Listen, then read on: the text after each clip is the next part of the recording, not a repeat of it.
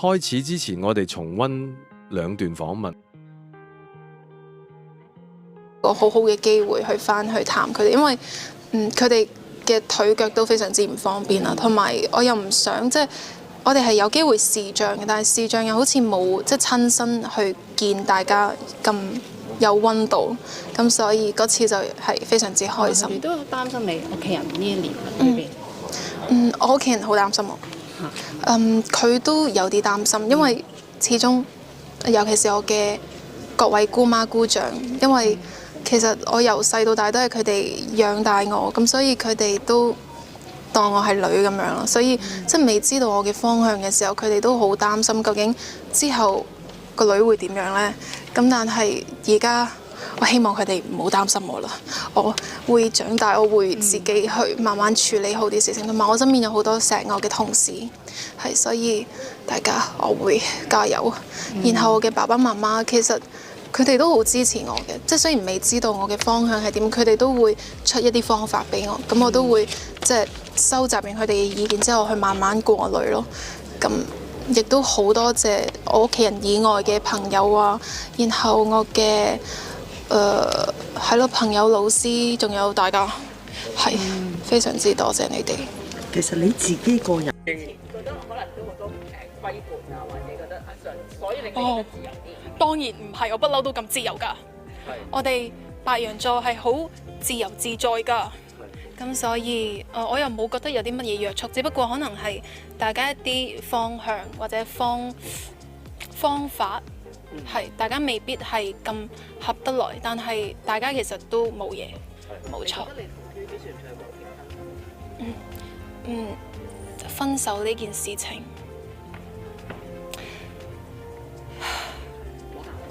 唔係，其實呢，我喺度諗緊分手。係分手究竟係咪一件和平嘅事情？咁你有冇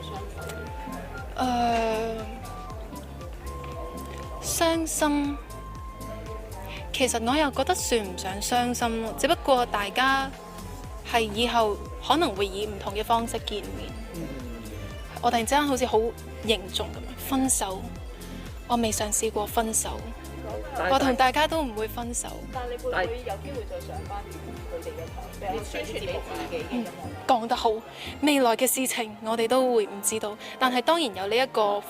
機會重返舊地，我係會非常之開心，同埋我都好唔捨得即係入面所有嘅朋友同埋同事。但係當時你雪藏嗰段時間咧，樂小姐出嚟講，邊個話我雪藏？最近支持嚴明熙原約出翻嚟，成個城中熱話都係圍繞住佢，好多人都食晒花生嘅。估下佢一個10幾歲嘅女仔，唔同大公司續約，係咪背後有屋企人做軍師，甚至係屋企人話事？呢個諗法好順理成章。但係如果我哋好似睇偵探故仔咁，將佢訪問講過嘅嘢逐句逐句拎出嚟細心睇，你可能會發現真相啱啱調翻轉。成件事嘅關鍵就係擔心呢兩個字。Gigi喺訪問度好坦白咁講啦，屋企人因為唔清楚佢前景，所以好擔心啊！就係呢句，反而露咗喊啊！咁你諗下，如果成家人一早夾計幫佢鋪好晒路，穩定下間更有前途嘅公司，咁大家嘅心情應該係期待緊張，點會係擔心啊？擔心呢種情緒呢，通常係你睇住一個你好錫嘅人，佢好堅持要自己揀一條9曲13彎嘅路，你又幫唔到手，預計唔到前面有咩事，嗰種無力感先至叫做擔心。所以從情感邏輯去推，好明顯係支持自己做咗一個重大決定先，而呢個決定嘅未來充滿未知數，屋企人睇住個女咁樣自己出去闖，先至會產生擔心。個次序係佢做決定大於屋企人擔心，而唔係屋企人影響大於佢做決定。呢個次序係唔可以調轉嚟解嘅。佢講嘅每句嘢都係自己翻起，跟住我哋再睇下佢講嘢嘅用字，都完全撐得住我哋呢個諗法。當佢要安撫屋企人嗰陣，佢講嘅係我會長大，我會自己處理。佢句句都係用我做開頭，將所有責任攬晒上身。呢啲說話係一個已經自己做咗決定嘅人同身邊人派定心丸嘅後文，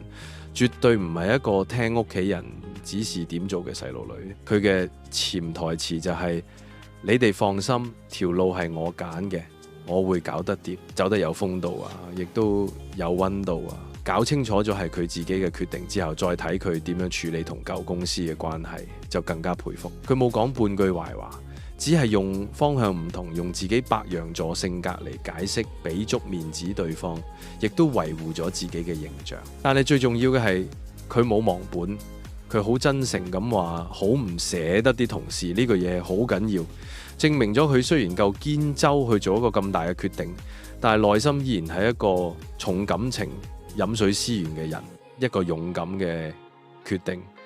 唔代表要六親不認，呢點佢拿捏得好好。總括嚟講，我哋喺訪問入邊睇到嘅 Gigi 唔係一個俾屋企人影響嘅扯線公仔，